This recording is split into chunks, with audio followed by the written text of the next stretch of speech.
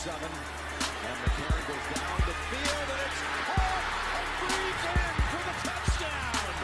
Two things in life that suck: death, taxes, and 85 will always go. Welcome to New Stripe City, a podcast for diehard Bengals fans. I'm your host, Ace Boogie, and today is episode 10, entitled Northerners.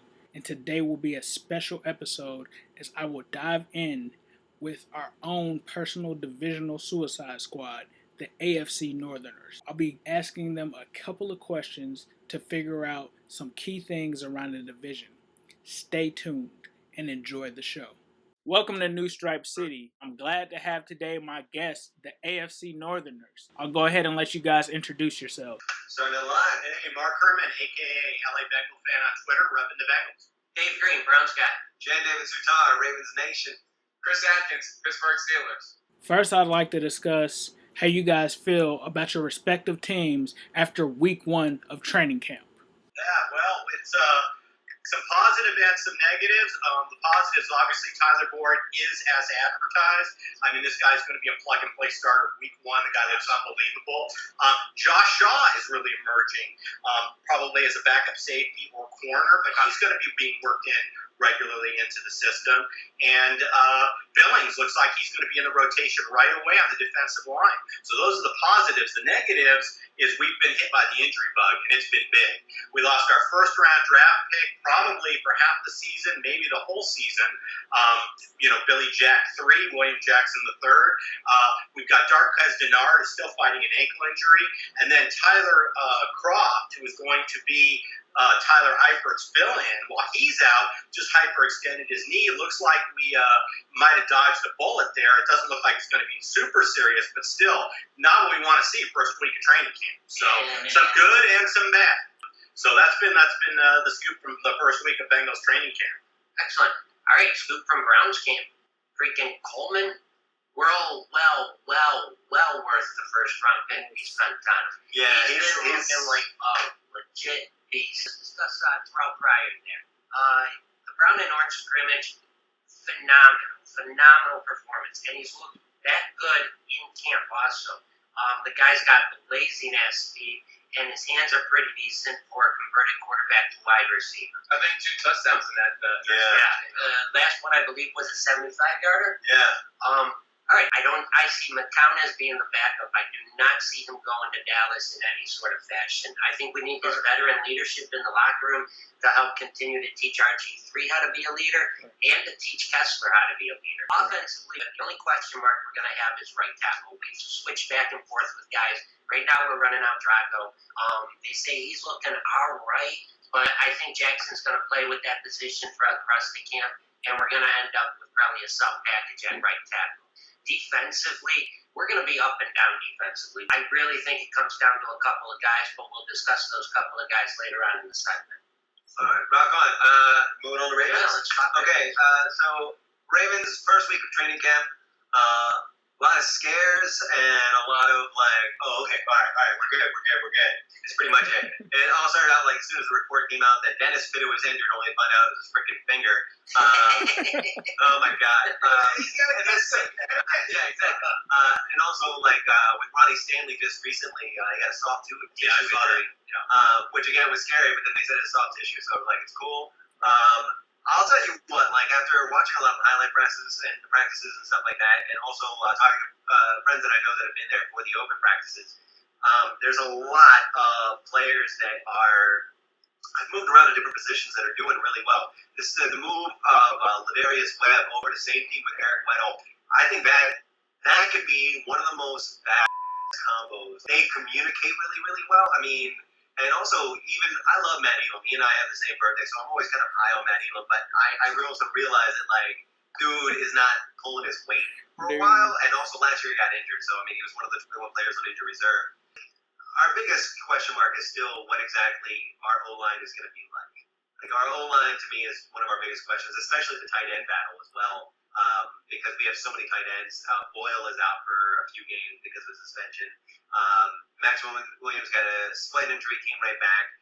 Dennis Pitt is injured now. We still have the wide receiver battle. There's so much happening, and the Ravens training camp right now as far as battles, because it feels like we are overstuffed at almost all the positions. And also with Cavalera Correa, that KC is like a beast. He's got such a high motor for a linebacker, and he's been irritating the offensive line, which to me is always a positive sign. As far as like the bad stuff, I mean, you're still dealing with like a lot of injuries, trying to figure out exactly if Rashad Perryman exists. Those kind of things. Going on Steelers camp, some really good things coming out of it. First and foremost, on the injury front, really happy to see Pouncey and Bell out there performing as well as they are. Pouncey's, making his Pouncey plays, getting to the second and third levels with his blocks.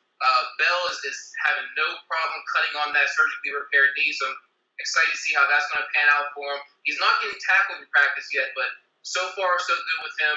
No drawback. Shazier and Coates are really improving over last year. Shazier has basically been unblockable in team drills here, so really excited to see how he's going to do this year. And Coates, with the suspension to Bryant, is really looking to make a name for himself here in his second year.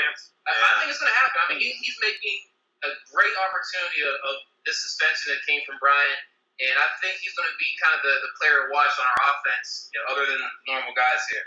The first one I want to talk about is our cornerback competition or battle out there. Of course, Artie Burns is trying to get into the mix and trying to be that third cornerback. Right. Unfortunately, Senquez Golston looks like he might miss his second full season. He's basically going to be a third-year rookie next year after injuring his foot. We'll see how that pans out. But Sean Davis is really the guy that's kind of emerging there as the next guy up in that backfield. Yeah. Great safety, but what I like about him is he's got a lot of versatility to play a kind of corner role in our nickel packages. See, the thing with me is every time that I hear like somebody in the secondary has versatility, that's like automatically they're going to be bad at all the jobs. They're versatile, but they're not like they don't have a definitive skill set at one position, so they kind of spread them everywhere to hope that they pick something up. You don't like the high personality girls? Jack of all trades, master of none. I like a girl that's got personality and can fix a car. But what a lot of people want to know is what's easy on the eyes. What's going on with Burns out there? He's kind of been up and down. He's kind of picking his own poison here, where he's really volunteering to go up against AB in training camp. He's getting burnt. But then again, I shouldn't say everyone, but a lot of people are going to get burnt by AB this year. It's hard to gauge. Wait, Burns is getting burnt? Burns is getting burnt by possibly the best receiver in the league right now. So we'll see what happens once the pads and lights come on. Right. For quarterbacks, the luckiest guy in the world, did I say, Bruce Gradkowski, played against him in high school. Right. He's going up against Dustin Vaughn for the third quarterback. It looks like Bruce's luck might be running out. I mean, Vaughn, the 25-year-old guy, is coming over from the Cowboys. He's done really well in drills so far. Bruce is a little bit older. I'm not sure if he's going to make it this year as that third quarterback. For the nose tackle, defensive tackle, Hargrave and McCullers are going at it. And here I think McCullers might get the nod early on, but midway through the season, expect to see Hargrave out there. Well, Hargrave is always one of those things that comes from behind. It's like he's kind of a beast in his own right. I think being a rookie is going to affect him at the start of the season. I think coming from a small school, that's a hell of a leap to make it to the best. Absolutely, and that's why I don't expect him to be ready for day one. But I think he's going to learn quickly, and I think his ability is going to get him out there on the field. Yeah. Usually the disadvantage of the small school is they're used to learning a playbook that was like Right. Now they're coming to the pros.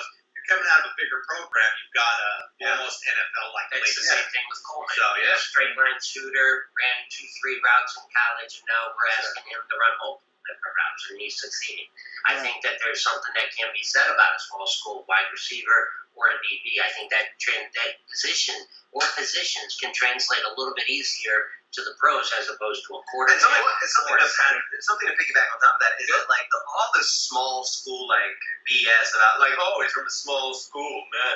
I mean, honestly, I really don't think that holds any water any longer because we're seeing these amazing talents coming out of small schools, and they're like, he's used to a small playbook, but yeah, I mean, he can read. He's got a college degree. He'll be fine. You like to think they have college. Right. Yeah, they were pushed through. It's not, you know what? Okay, you got me on the whole Gronkowski thing, right? But I do think sometimes you get a better person coming out of the small schools. Yes. Because they're not that whole entitleitis. Hey, listen, I graduated from Alabama. I should automatically be great. It doesn't work like that. Mr. Trent, like Texas A&M, like Johnny Manziel. Right. We should let him get on to the next question too. Yeah. I'd like to know your predictions for your overall team record for each of your teams. Where do you see them going? All right, I've gone through the schedule. We have a tough start, but I really see us as on the low end a 10-6 record, on the high end 12-4. I always, out of respect, because anybody on this couch can beat anybody on any given Sunday. So I always automatically figure we're going to split our divisional games. And then I'm looking at that at New England game in week 6. That's going to be great. Second game back. Be great if we won it. I gotta think that's a loss. Right. And then there's one more game on the schedule that I don't expect us to lose, but typically you're gonna go out Trap 1 week game. and lay an egg. There's a trap game. So at that point you're looking at an 11-5. There's another game we wind up losing 10-6, but I really think 11-5 is a doable record. And that's what I see. I'm looking at the schedule. I mean, we win the games we're supposed to win, which we have done the past 5 seasons. Right. No reason why we're not playoff bound again this year. Nice. I think we're going to be actually competitive. I see, like Mark's saying, you want to go on the low end of it all. So I'm thinking we're going to go maybe 5-11. But the first 2 weeks of the season at Philly, and then we have Baltimore, and then you can even talk about Griffin's return home in Washington. Yeah. Those are going to be the 3 iffy games that are going to dictate whether or not we can hit that 7-9 mark, which as a Browns fan, and I think most Browns fans would really, really love to see, considering what Hugh did in Oakland, where he took a team with less talent to an 8-8 record. Yeah, absolutely. Honestly, I think we're going to go 6-10. So, Ravens this season, I mean, honestly, I feel like almost every single one of our games is a trap game. I mean, if you look at our schedule, I mean, it's Bills, Browns, Jags, Raiders. I mean, it's all of the Giants, Jets. Yeah, we're playing the Jags again. You know what I mean? What's funny because the schedule got the Jags and Raiders, and I think that's a double-edged sword. I think both those teams are Raiders. Yeah, exactly. It's like every second legitimate look at the schedule and see every single team that we play beating us. We don't get the injury bug like we had last year.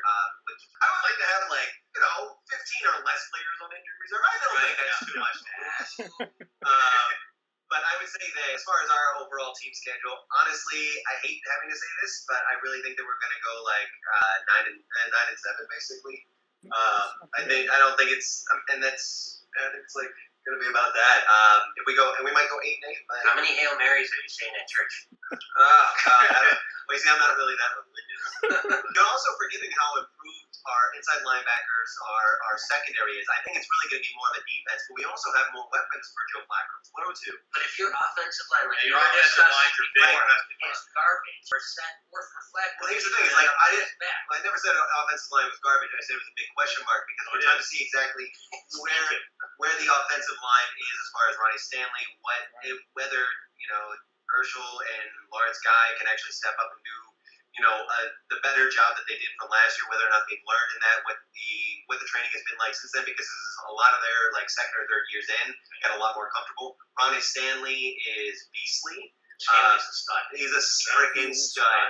And also, Dixon and Buck Allen are amazing jukers. They're really, really good running backs. And I mean, you've got a journeyman in Forsett. Thank you. My ADHD isn't ridiculous today. But with Forsett, you've got somebody who is a journeyman. He's got good vision. He's not the fastest, but he also has really, really good vision. But I mean, honestly, I think that I'm hoping for 9-7 gets us enough into a wild card position. But I think honestly, we'll probably go 8-8. Move on to Pittsburgh. We're going to be 12-4 this year. It's not too aggressive, not too conservative. Here are the games I'm really worried about. The first one, we were just talking about this. Week 4 versus Kansas City.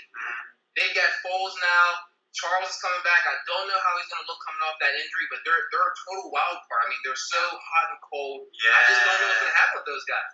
But week 4, we don't have Bell back yet. I'm a little worried about what's going to happen out there.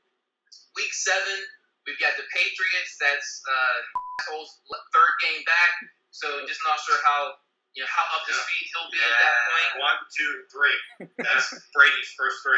Yeah. We're going to be the only team in the division that gives them an out, too. I'm the only one getting interrupted. So, the third game I'm worried about here, Dallas comes into Pittsburgh. I'm just not sure what's going to happen with that team yet. Ezekiel Elliott might be off, and he could be That one hamstring breakout. that he has is going to be the question mark.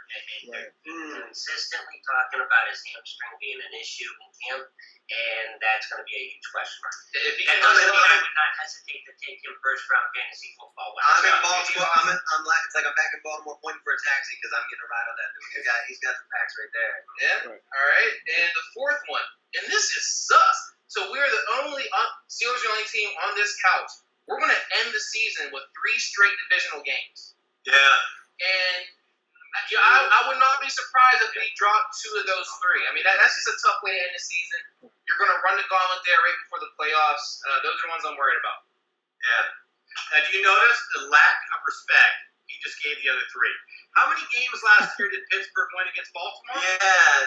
Oh, none. Wait, okay, that was 0. He's got in his little 12-4 there. You caught all this. In his little 12-4, he's got it sweeping all of us. Yeah. Oh, wow. So he's not worried about week 2 against Cincinnati.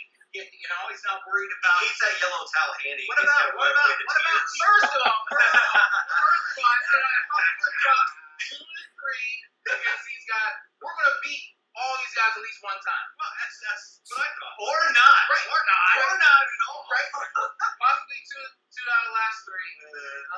Because I'm not a Redskins guy. 12-4 when you Just shut him up down 12-4 there. is a progressive projection, not a conservative I can't projection. even think about that. So, Chris, I'm going to ask you, worst case scenario, what finish do you see the Steelers having? Worst case. 9-7. Worst case 9-7. There were some games last year we lost by 2 or 3 points. With the Ravens, it's Right. always going to be within a field goal. Yes. With the Bengals, we don't know what we're going to get yet. Right. If the Bengals or the Ravens take 2 from us, Right. 9-7. Were all of those wins against the Steelers just within a field goal? Because I don't remember that. For the most part. We might have got lucky. Look at the record for the most part. We're 2 or 3 point games. My next question is, which under-the-radar players do you guys think on your respective teams could surprise this season? We've got some great second-year players coming up that really have a chance to crack into the starting lineup and really make an impact. First of all, we have what would have been a top 10 lineman who's really essentially a rookie in Cedric Abadby coming in. Right. He can step right in and be a force. We drafted him knowing we weren't going to play him all last year, and that's because he was a huge talent. Uninjured, he was probably the top lineman coming out last year. Then you've got P.J. Dawson, another guy who really didn't make an impact, but I think is the value ticket linebacker. Letting Reggie Nelson go, it's because we feel really good about Sean Williams and Deron Smith. Mario Alford, I said it on our show last week. Mario Alford, really his 3rd year. He's got now his 3 years under his belt. He's going to make an impact on special teams, and he could crack the starting lineup. So he's going to be there. And then I already commented on Josh Shaw really stepping up and becoming a big part of the nickel. He may even, play safety and cornerback. So I'm really looking for our second-year guys to jump in, making a big impact. And then 2 other names I want to mention. Marcus Hunt, this is a make-or-break year for him, and he's looked pretty good in camp. And the other one is Sean Williams is going to step right in and be an impact on safety or third-year guys. So that's where I see us coming. But look for our second-year guys to really make an impact this year. Yeah. I agree with Mark. Second-year guys is going to be the key for the Browns also. Watch Danny Shelton and Xavier Cooper. They're saying Shelton should get playing time when we do go to the nickel. That means that dude's going to be a 3-down lineman. And watch what he did in college was ridiculous. If he can do anything near as what he did there, he's a stud. And you guys aren't going to run up the middle on us. We're going to force you guys to go outside, and that's where a guy like Cooper, who's going to play the end, and you can drop him back into an outside linebacker spot. He's got enough speed that he can keep up. Those are the 2 guys I'm expecting that are underrated, under the radar right now, that really could have a big impact on us, especially on the defensive side, especially when I said we were going to be up and down with it. Yeah. For Ravens, I mean, obviously the answer is Trent Richardson. No! Yes! It's like, Get him in the hole. Get him in the hole. honestly, there's 2 that really kind of come to mind. One is running back Dixon. I think that he's shown a lot of ability to move, and his burst is actually quite substantial. I think it's going to be really interesting to see what he does throughout training camp and also during preseason. The other one is the other under the radar is Sharice Wright, one of our quarterbacks, working alongside with Jimmy Smith. But I've been watching his skill set through the practices, through videos, etc. And I'm really up on him, even though he's under the radar. He's really good at coverage. He really finds a way of getting himself in there. And he is one of those guys that, like, if you grab a hold of the ball and he's anywhere near you, he's going to try and wrestle that thing out of your hands. He's taking guys down to the ground and walked away with the ball. And that, to me, is the kind of just blatant aggression. I love that. I love that. And when the first time I saw that, I was like, all right, cool, good, do it again. He did it again. I'm like, all right, cool, good, do it again. And to me, those are the guys that, like, I'm really interested in watching as far as what they can do in this year. And then, under the radar, the only other guy I really got is seeing what Max Williams brings to the table as far as the tight end, because I think that, man, I think that kid's gonna be phenomenal if he can just continue developing as he is. Steelers. I'm going to stick with the trends here. I'm going to pick one guy from offense, one guy from defense, both second-year guys. So the first one here is Anthony Chickalo. He's a defensive end / outside linebacker. And the thing about him is I think I heard 30 pounds coming into this year's camp. Yeah. And he is really getting after the quarterback in our drills here. I think he can be a good sub for stepping to it in obvious passing downs. And I see him racking up some sacks this year. Okay. The other guy is Eli Rogers. And the thing I like about him is two things. One, he's fast. He's got some speed. Two, he knows how to score. When he gets anywhere near the end zone, I mean, you just see the instinct kick in. He's going to dive. He's going to do whatever he needs to do, spin to get in there. You might not see him that often because he's going to be competing for that fifth wide receiver spot, but where you will see him in his kick returning. When I watched the film on his kick returning, he was phenomenal, and the Steelers definitely need to do whatever they can do to get AB off the field to relieve him of his kick returning duty. Yeah, and this is the guy to do it. Okay. Because just before we started taping, Right. we were talking about going out to Pittsburgh and catching the Christmas Day game together, and I am excited for that. Nice. Yeah. Excited for that. I'm going to put mustard all over Heinz Field. That's right. I'm going to cover that thing in old mustard now, though. All right. I know. It's Heinz still. My last question is pretty obvious. How do you guys get along so well? We hate each other. I can't stand these guys. I drink a lot after the show. No, actually, you know what? I don't mind talking to fans of other teams as long as they're knowledgeable. There's nothing worse. It's like banging your head against the wall when you talk to an unknowledgeable fan. I don't care if it's a Steeler fan or a Cowboy fan. When they're idiots, you can't take it. But if you watched our draft episode, honestly, when Chris gave us an A for our draft, he was acknowledging something that a lot of Steeler fans don't want to admit. I mean, we're drafting well.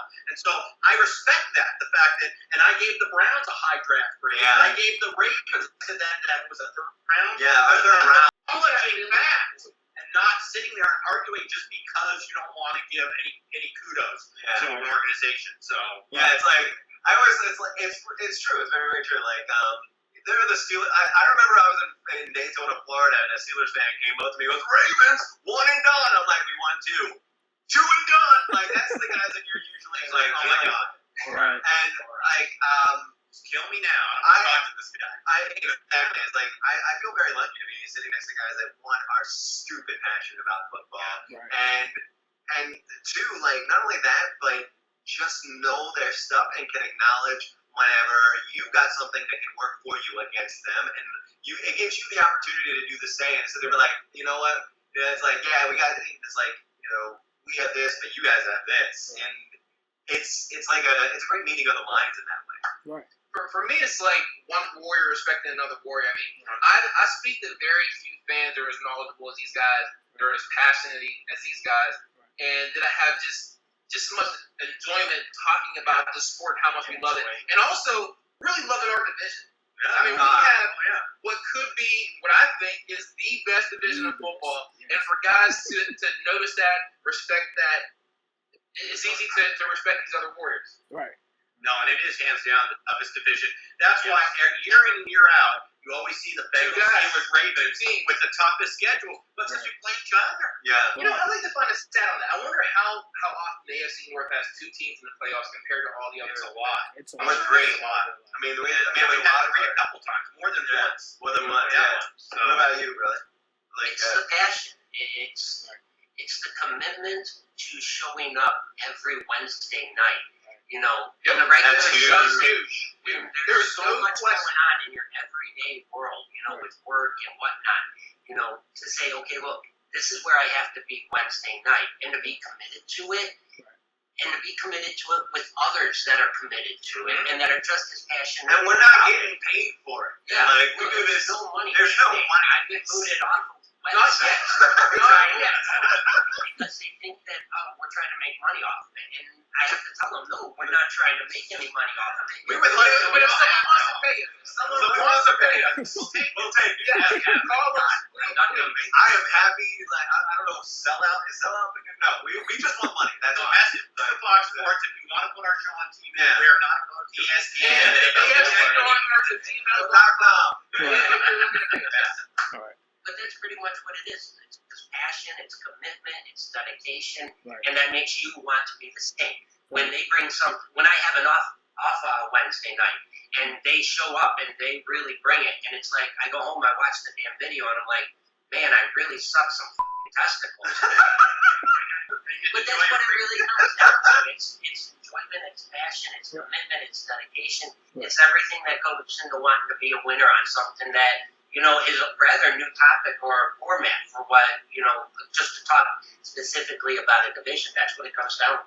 If I can add one more thing, these three guys for me are some of the best, if not the best, to watch a game with. Right. We've been to Five Line, we've been to the Ravens home, and we love going to each other's bars, checking out a game. And I'm serious. If Jen comes to Pittsburgh for the Ravens game, Eric's going. We're doing a show, so it's only like a 3.5 hour drive. Oh, I'm good. I'll meet you there. Bye. All right. I got a question for you. Yes, What sir. do you think about the division? What do you think it's going to play out?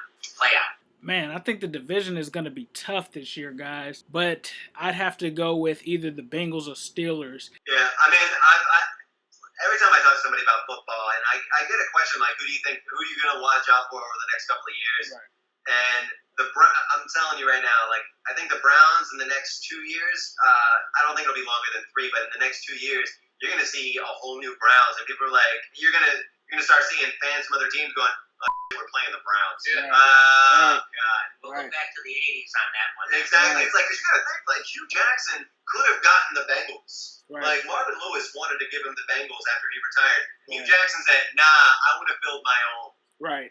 And respect. Like, respect recognizes respect there. So. Right. How Exactly. many teams do you think our division's going to the playoffs? I think we could possibly see, realistically, 2 teams in the playoffs, at most 3. That's pretty much typically the norm for us. Yeah, I was thinking too. Yeah, I'm thinking 2 as well. I think it's So, question back to you.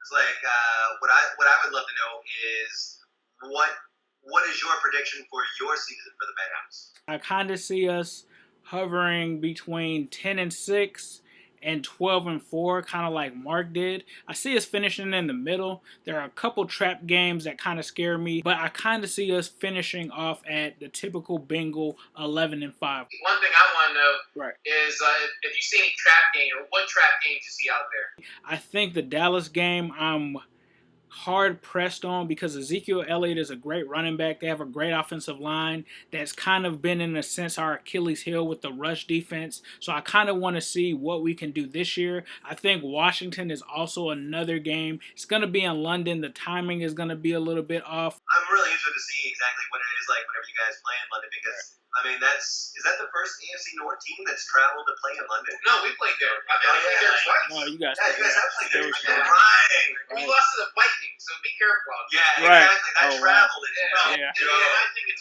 Jay Gruden. When you're playing ex-coaches, that's why I worry about the Browns games next Right. year. We're going to be playing Hugh Jackson twice. We're going to be playing Jay Gruden.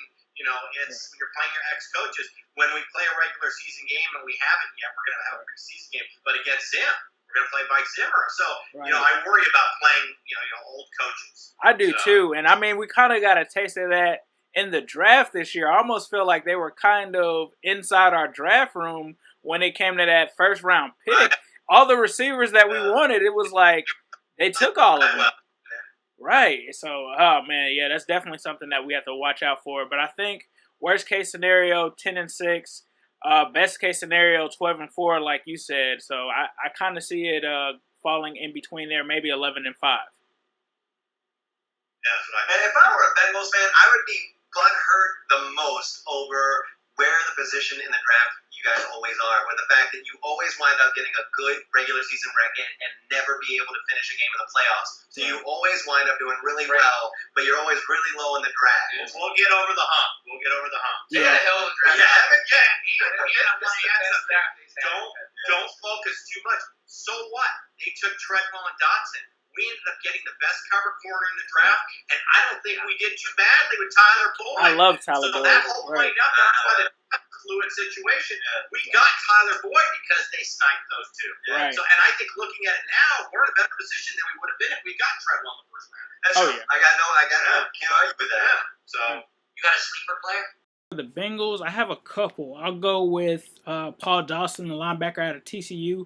Very aggressive guy. A guy that reminds me a lot of Vontaze Burfict. I could see him making an impact next year. I'd also say CJ Uzoma. He's a tight end that we drafted last year. He's more of a receiver with Tyler Kroft and Tyler Eifert out. I could see him making a huge impact next year and definitely being a sleeper. Yeah. Nice. Awesome. Do you have any other questions for us, brother? Well, what I will leave off with is, of course, thanking you guys for coming on here. And if you guys could just let the fans know where they can find your material and how they can contact you. Oh, yeah, sure. You can find us on YouTube at the channel is AFC Northerners, 2 words, AFC space Northerners. On Twitter is at AFC Northerners. Make sure you spell Northerners right. I know it's a weird thing to spell. And then if you have a question for us on our mailbag or whatever have you, you can send us a link to a video or just send us your question to afcnortherners@gmail.com with the subject line of mailbag, and we're always happy to take questions. And also we're on Facebook. We're on pretty much all the media. A lot of people reach out to us on Reddit. Yeah, Reddit's on there as well. We post on Reddit as well. So, and we love our YouTube commentators. Yeah. Whenever people come in and comment on YouTube, we love that. If you're a new commenter on YouTube, on our YouTube channel, we always give a shout out. Yeah. So, and we love that about it. So, yeah, AFC Northerners on YouTube, at AFC Northerners on Twitter, afcnortherners@gmail.com, and then AFC Northerners on Facebook. Right. There you go. All right. Well, it wouldn't be right to not let you guys go out with your classic sign out, so I'll leave the floor for you guys to end it how you guys do. All right, guys. We're going to sign off as we always do with the Patriots.